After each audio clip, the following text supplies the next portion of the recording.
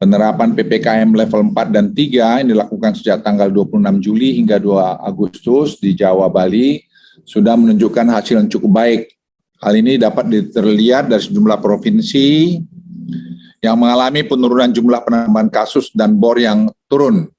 Saya kira kita bisa lihat Jakarta, juga Bandung, beberapa tempat lainnya yang sudah rumah sakitnya BOR-nya sekarang sudah mulai membaik. Namun indeks mobilitas memang sedikit mengalami kenaikan dan sudah kami prediksi akibat pelonggaran dilakukan yang lalu. Angka kasus di Jawa Barat mengalami penurunan signifikan dan kalau saya tunjukkan slide ini kepada teman-teman sekalian, ya share slide. Ini selama 1 minggu terakhir angka kasus harian wilayah Jawa dan Bali sudah menunjukkan tren penurunan. Ya, ini kalau kita lihat bahwa sejak puncaknya pada tanggal 15 Juli sampai kepada hari kemarin, dan tadi saya kira juga masih penurunan, kita melihat angka itu sudah 50%. Kita ambil rata-rata, dan ini saya kira memberikan harapan yang bagus, tapi kita tetap harus super hati-hati karena menghadapi Delta varian ini. Dalam penerapan PPKM level 4 dan 3 yang akan dilakukan pada tanggal 3 Agustus nanti, terdapat 12 kabupaten kota yang masuk ke level 3 dan 1 kabupaten masuk level 2. Namun terdapat beberapa kabupaten kota yang akhirnya harus kembali level 4. Bukan karena peningkatan kasus, tetapi lebih kepada peningkatan kasus kematian. Terkait detail kabupaten kota mana saja yang masuk dalam level 3 dan 4, akan dikeluarkan instruksi Mendagri dalam waktu dekat ini.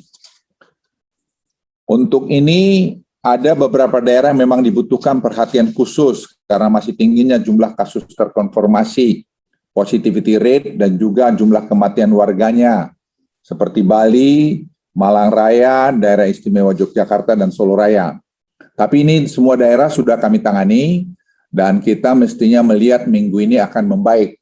Karena juga kemarin atau tadi angka sudah mulai sedikit membaik, tapi kami sangat yakin dalam 1 minggu ke depan ini akan tambah baik. Hal ini terjadi karena masih banyaknya masyarakat yang melakukan isolasi mandiri, sehingga telat dilakukan perawatan intensif di rumah sakit, yang akibatnya menyebabkan kematian, karena saturasi oksigen mereka rata-rata di bawah 90.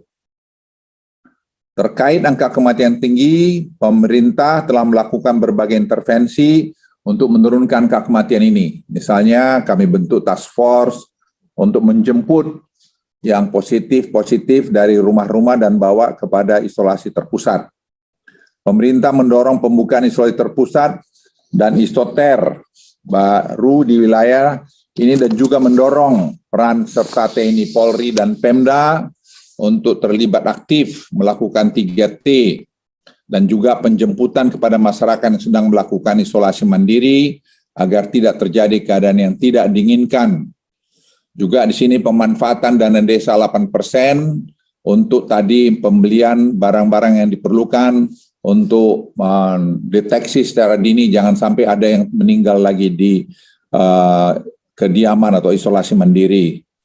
Pemerintah juga sudah melihat pemenuhan kebutuhan oksigen dan obat sudah semakin baik. Saya ulangi, kebutuhan oksigen dan obat sudah semakin baik. Dan kami juga berkoordinasi dengan Menko Perekonomian yang menangani di luar Jawa yang sekarang ini kelihatan menaik, sehingga oksigen itu juga bersama-sama kita bisa atasi tekanannya. Dan beberapa daerah yang kasusnya masih tinggi, kapasitas rumah sakit juga terus ditingkatkan. Namun satu hal yang pemerintah terus jaga adalah mobilisasi pasien-pasien COVID-19 yang tadinya isolasi mandiri untuk ke isolasi terpusat agar mendapatkan pelayanan kesehatan yang lebih baik yang dilengkapi berbagai fasilitas untuk perawatan COVID-19.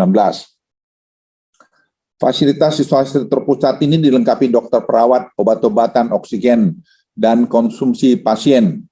Sudah kami siapkan 49.000, saya ulangi 49.000 tempat tidur di Pulau Jawa dan Bali.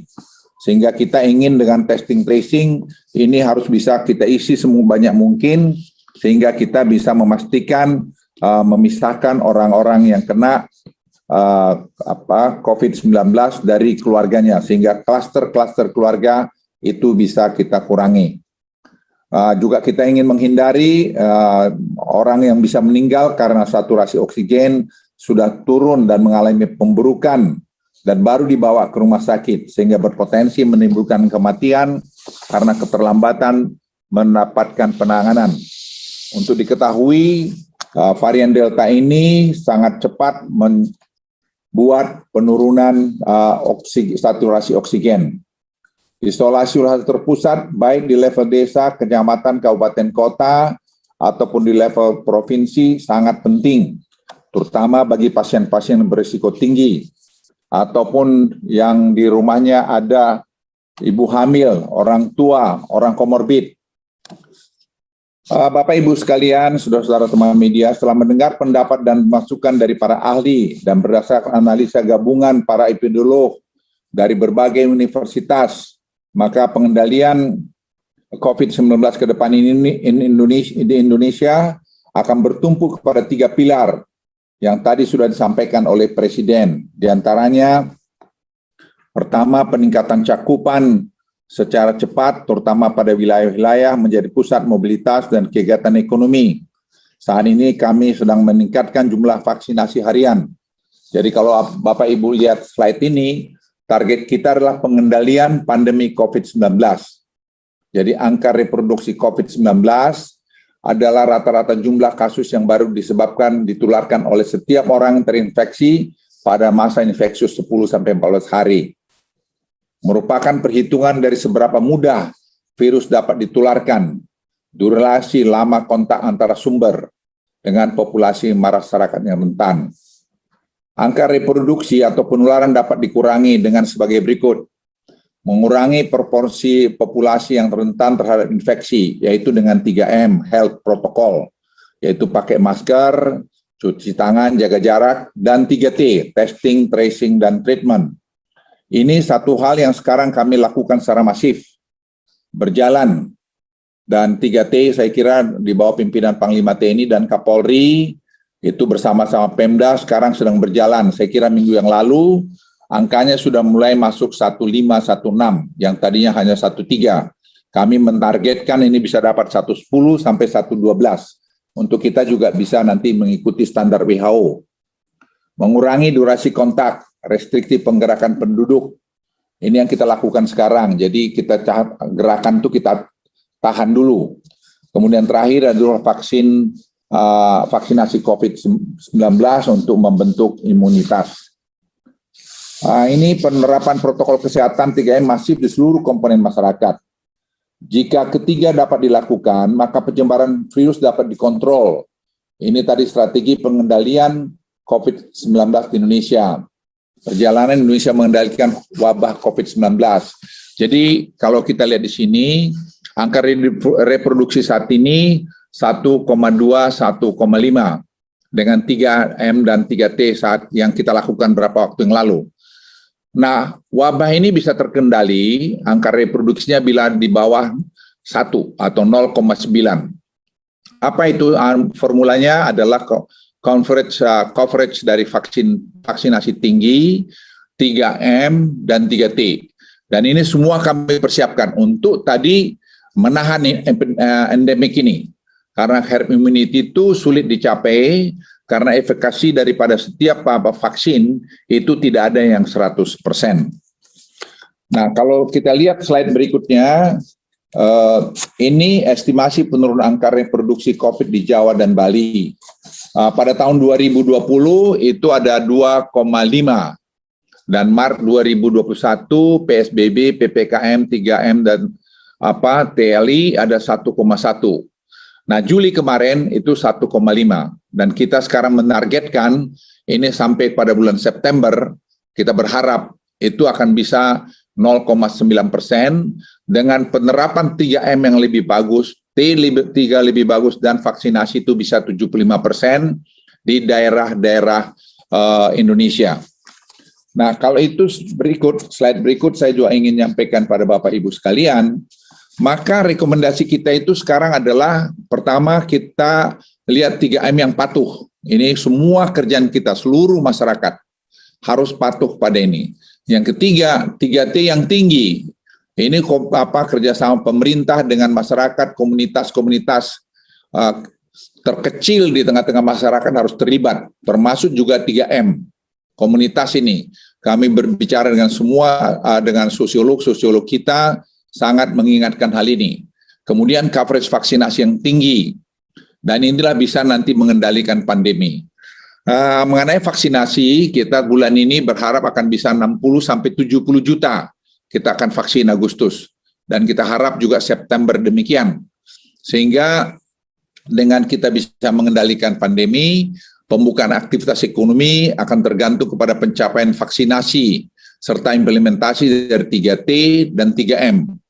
Nah, bulan Agustus ini harus yang sangat penting untuk kita memanfaatkan, meningkatkan cakupan vaksinasi. Dan Presiden memerintahkan kami untuk melakukan langkah-langkah ini dengan sebaik-baiknya dan sedetail-detailnya.